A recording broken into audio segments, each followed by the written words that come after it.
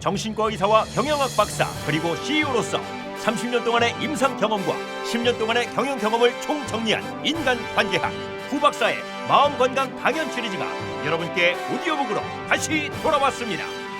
YMI, 힐링 스트레스, 관계방 정식, 변화의 신, 그리고 선택의 함정, 자기 개발을 위한 종합 선물 세트, 현대인의 토탈 힐링 성서이며 직장인의 신명심 보감이자 마음을 움직이는 화제의 신간 5권을 지금 인터넷으로 만나실 수 있습니다.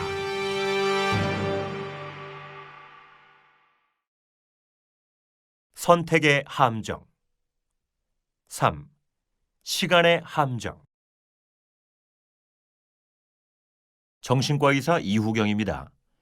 오늘은 선택의 함정의 3번째 강의로 시간의 함정입니다. 2009년 10월 25일은 우리 부부 결혼 20주년이었습니다. 하나밖에 없는 딸이 미국에서 공부하기 때문에 둘이서 함께할 무언가가 필요했죠. 20주년이 매우 의미 있다고 생각한 저는 8개월 전부터 멋진 이벤트를 기획했는데요. 리마인드 웨딩입니다.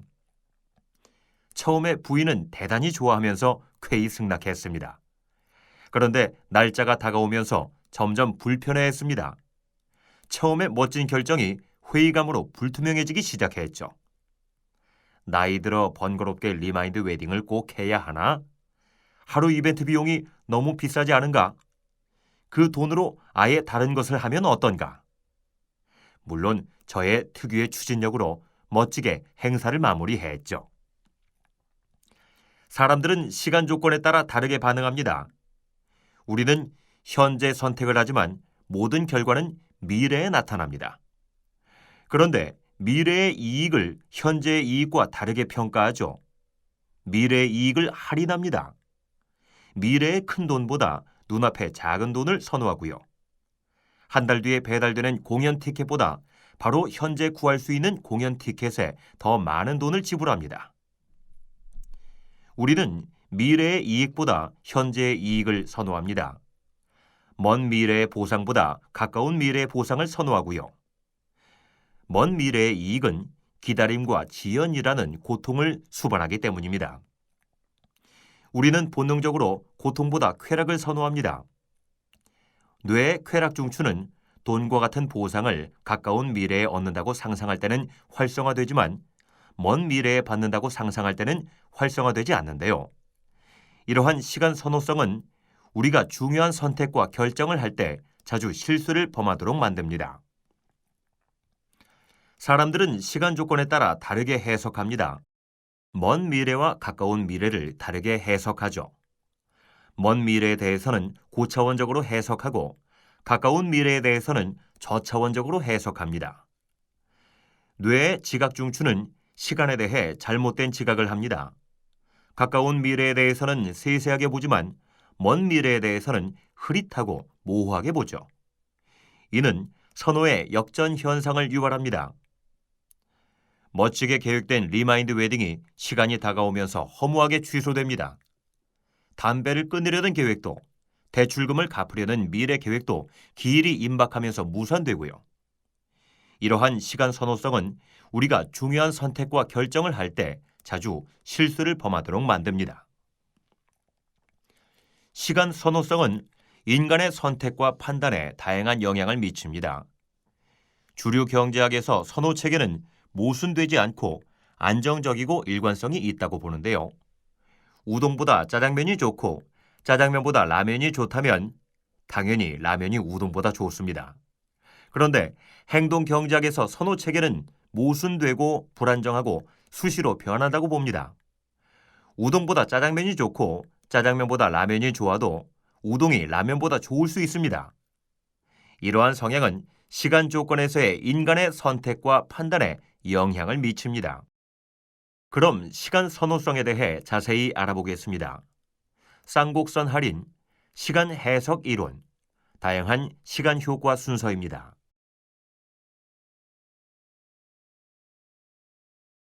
첫 번째 토픽은 쌍곡선 할인입니다.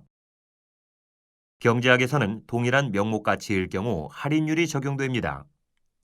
우리는 보통 미래 가치보다 현재 가치를 높게 평가합니다. 미래 가치를 할인하는 것이죠. 할인율은 시간이 경과할수록 작아집니다. 할인율에는 지수형 할인과 쌍곡선 할인이 있습니다. 행동경제학에서 주로 적용되는 쌍곡선 할인율은 세 가지 특징으로 요약됩니다. 첫째, 금액이 적을수록 할인율은 크게 적용되고 금액이 클수록 할인율은 급격하게 작아집니다. 둘째, 먼 미래 시점일수록 할인율이 작아집니다. 다시 말해 금액의 가치는 처음에 급격히 감소하고 시간이 흐름에 따라 천천히 감소합니다. 셋째, 이익과 손실은 비대칭적입니다. 손실에 적용하는 할인율은 이익에 적용하는 할인율에 비해 훨씬 작습니다. 인간은 미래의 이익을 할인합니다. 1년 후에 10만 원보다 현재의 만 원을 더 중요시합니다. 일주 후에 10만 원, 한 달 후에 10만 원, 6달 후에 10만 원을 준다고 해도 현재의 만 원을 선택할 수도 있죠. 금액의 가치가 초기에 급격히 감소하기 때문입니다. 할인율이 크게 적용되죠. 하지만 금액이 커져서 10억 원이 되면 달라집니다. 할인율이 급격히 작아지죠.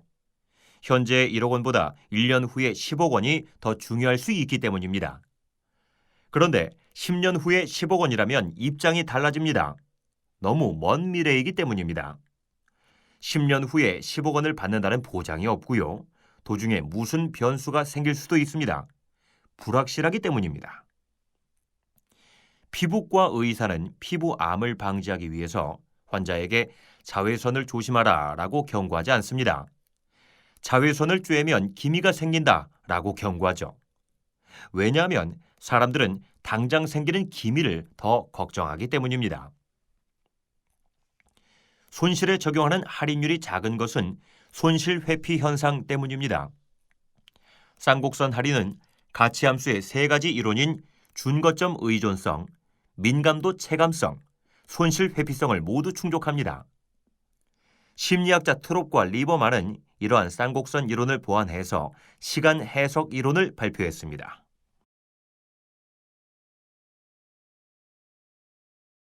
다음 두 번째 토픽은 시간 해석 이론입니다. 1981년 리차드 탈러는 다음과 같은 실험을 했습니다. 둘 중에 하나를 선택하는 질문인데요.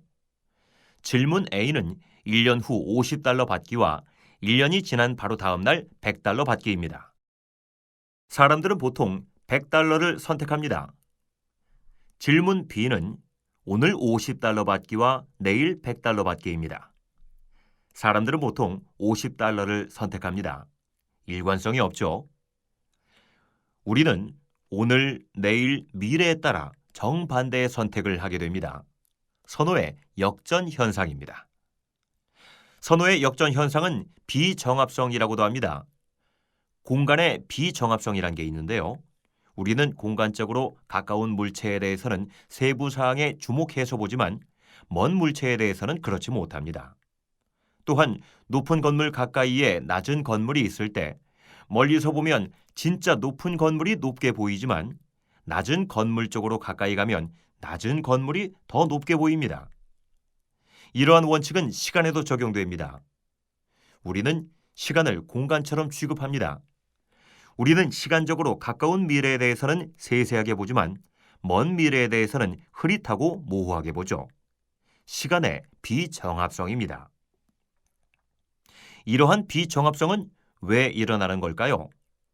뇌의 불완전성 때문입니다.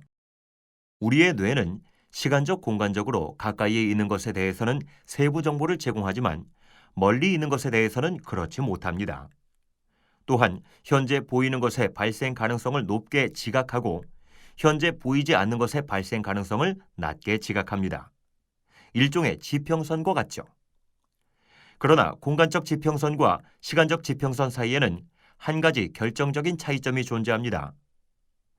뇌는 공간적인 지각에 대해 잘못된 결론을 내리지 않지만 시간적인 지각에 대해 잘못된 결론을 내릴 수 있다는 겁니다. 우리는 먼 미래를 바라볼 때는 고차원적으로 해석하지만 기일이 코앞에 다가오면 저차원적으로 해석합니다. 시간적으로 먼 대상에 대해서는 추상적이고 본질적인 점에 주목하고 가까운 대상에 대해서는 구체적이고 주변적인 점에 주목합니다. 내일 문 잠그는 것을 떠올리라고 하면 열쇠를 꽂는 것을 상상하고요. 내년에 문 잠그는 것을 떠올리라고 하면 집을 지키는 것을 상상하게 됩니다. 먼 대상에 대해서는 비전과 희망에 주목하고요.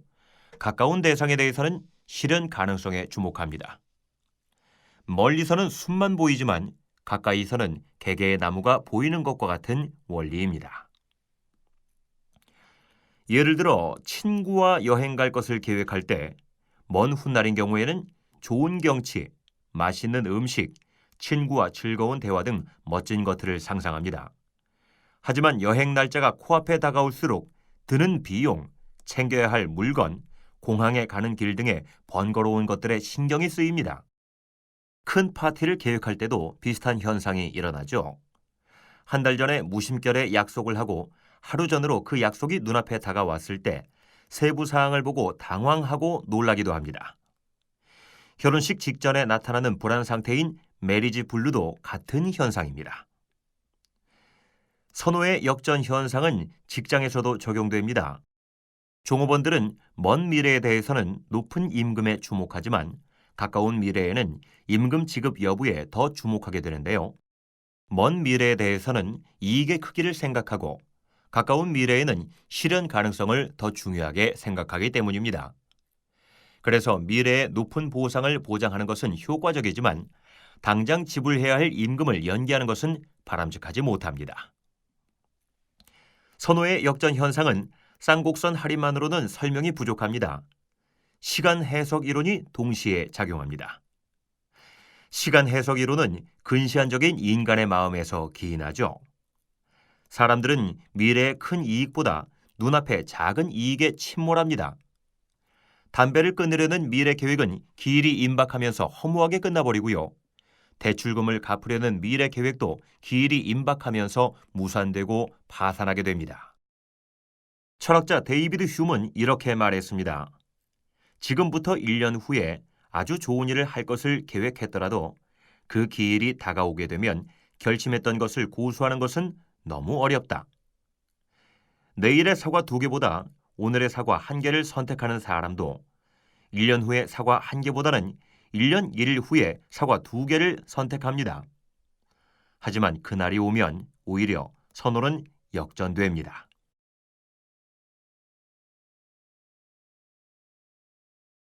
다음 세 번째 토픽은 다양한 시간 효과입니다. 초두 효과와 피크엔드 효과라는 게 있습니다. 우리가 흔히 겪는 시간 경험인데요. 경험 중에서 첫 경험, 절정 경험, 결말 경험이 가장 영향력이 큽니다. 사람들은 누구나 첫사랑의 기억을 영원히 간직합니다. 처음으로 대학 교정을 밟을 때의 기분, 처음으로 해외여행을 갔던 장소, 처음으로 직장에 출근했을 때의 분위기를 결코 잊지 못하죠. 우리는 누구나 절정기가 있죠. 가장 잘 나가던 시기, 최고로 행복했던 시절, 가장 자신만만했던 때를 간직합니다. 모든 것에는 끝이 있기 마련입니다. 사람들은 누구나 연극이 끝나고 인생의 뒤안길로 사라지는 쓸쓸함을 맛보게 되어 있습니다. 우리의 선택과 판단은 과거 기억에 의존합니다. 기억 자아가 작동하죠. 사람의 기억은 강렬한 고통과 쾌락의 순간만을 반영하도록 진화했습니다.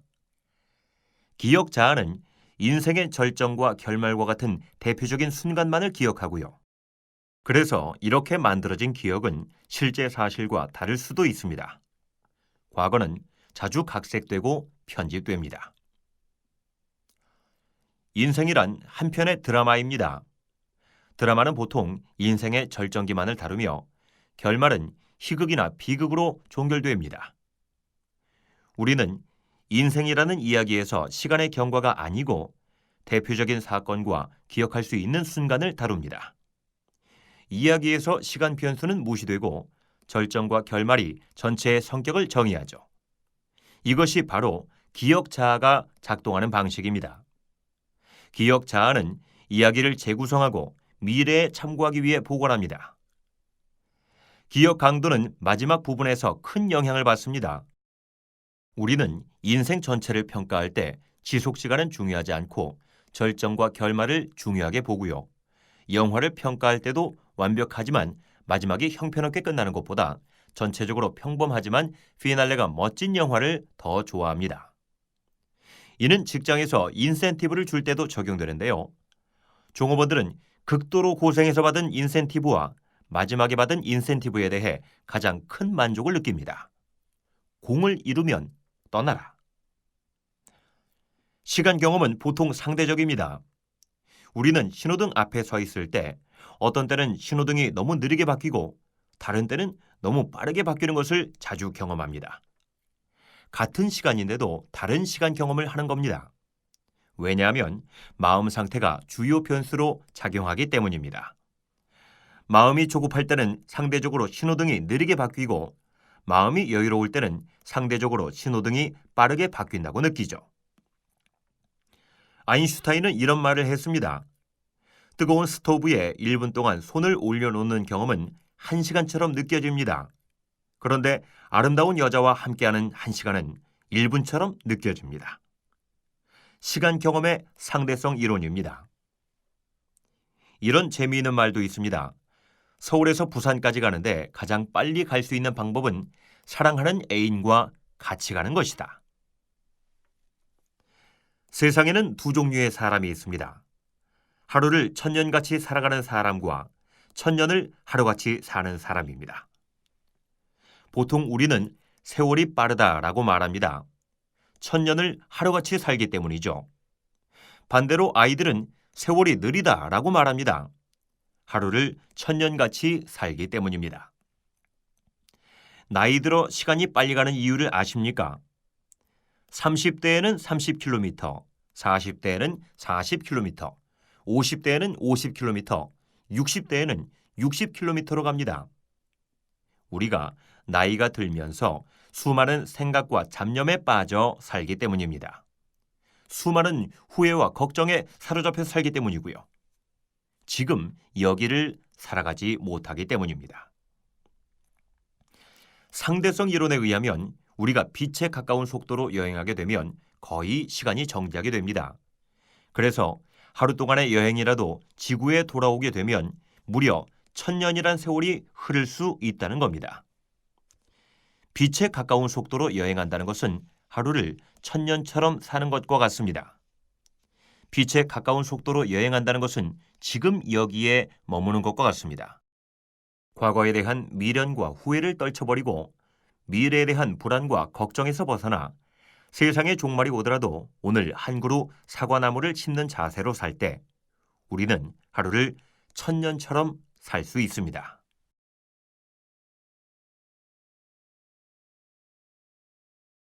이제 결론입니다. 옛날에 지혜로운 왕이 있었습니다. 그는 어느 날 잠을 자다 한 노인이 궁궐 천장에서 낙타를 찾는 소리에 놀라 잠이 깨었습니다. 왕은 한밤중에 천장에 낙타가 있고 노인이 그런 낙타를 찾고 있다는 것에 의아해했습니다. 그런데 다음 날 정문에서 늙은 거지가 궁에서 하룻밤 묵고 가겠다고 생떼를 쓰고 문지기는 궁궐인이 안 된다고 하여 실랑이가 벌어졌습니다. 왕은 거지의 목소리가 어젯밤 꿈속에서 나타났던 노인의 목소리와 똑같은 것을 알고 안으로 불러들였죠. 왕은 노인에게 말했습니다. 할아버지, 여기는 여관이 아니니 자고 갈 수 없습니다. 노인이 물었습니다. 내가 얼마 전에 왔을 때 이러이러한 사람이 그 자리에 앉아서 여기가 여관이 아니라고 했는데 그게 누구냐? 왕이 대답했습니다. 아, 그분은 저의 아버님입니다. 노인이 다시 물었습니다. 그럼 또 그 얼마 전에 저러저러한 사람도 그 자리에 앉아서 여기가 여관이 아니라고 하던데 그건 누구냐? 아, 그분은 저의 할아버지입니다. 노인이 껄껄 웃으면서 말했습니다. 거 봐라, 모두 잠깐 있다가 사라지지. 그러니 여기가 여관이 아니냐? 그 순간 왕은 뒤에도 돌아보지 않고 노인을 따라 나섰다고 합니다. 장자는 화창한 봄날 나비가 되어 꽃밭을 누비던 꿈을 꾸고 일어나 나비로 있었을 상태가 나인지 아니면 사람으로 있었을 상태가 나인지에 대한 혼돈을 말했습니다. 인생이란 어디에선가 와서 잠시 세상에 살다가 어디론가 사라지는 여정입니다. 우리의 본향은 딴 별 세계이고 지구상에서 잠시 동안 현실이라는 꿈을 꾸고 있는지도 모릅니다. 우리는 아무것도 없던 곳으로부터 와서 아무것도 없는 곳으로 갑니다. 그럼 그 사이에 있음이란 게 무엇을 의미할까요? 우리의 있음은 순간이고 있음 이전의 없음과 있음 이후의 없음은 영원에 해당한다고 할 수 있습니다. 이렇게 짧은 있음의 시간을 아무런 의미 없이 산다는 것은 어리석은 일이고요.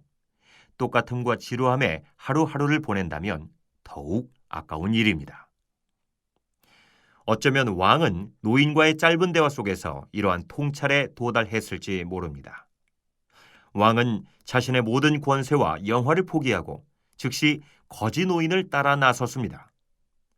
필시 궁궐이 여관일진데 자신의 신분이 영원하지 않다는 것을 알아챘을 것입니다. 거지 노인과의 생활은 절대로 편안하지는 않았을 겁니다. 그래도 현재의 풍족한 삶이 가짜 행복이라는 확신은 그로 하여금 미래의 진짜 행복을 찾기 위해 현재의 고통스러운 삶을 선택하도록 한 것이고요. 한평생이 순간이라는 것을 깨닫고 영원으로 이룰 수 있는 길을 떠난 것입니다. 우리는 살아가면서 행복을 추구합니다.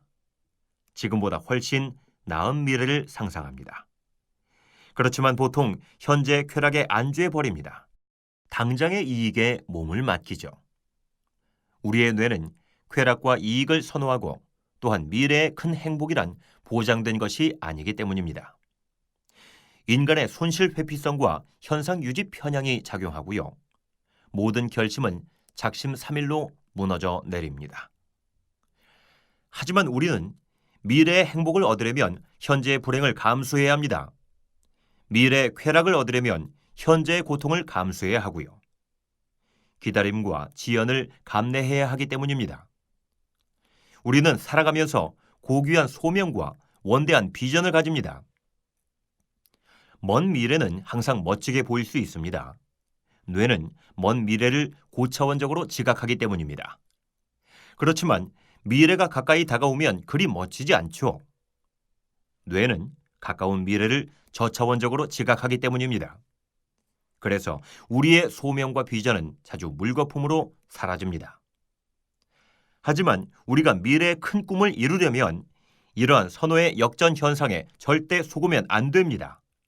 고귀한 소명과 원대한 비전을 끝까지 유지해야 합니다. 그리고 단호한 결심이 필요합니다. 시간 선호성은 우리로 하여금 진정한 행복에 도달하는 길을 제시합니다. 여기 시간 선호성을 극복할 수 있는 탁월한 문구가 있습니다. 선택과 판단의 순간, 잠시 눈을 감고 심호흡을 한 후 다음에 4가지를 점검해 보는 겁니다. Is it natural? Is it fair? Is it rational? Is it timing? 자연스러운가? 공정한가? 합리적인가? 시의 적절한가?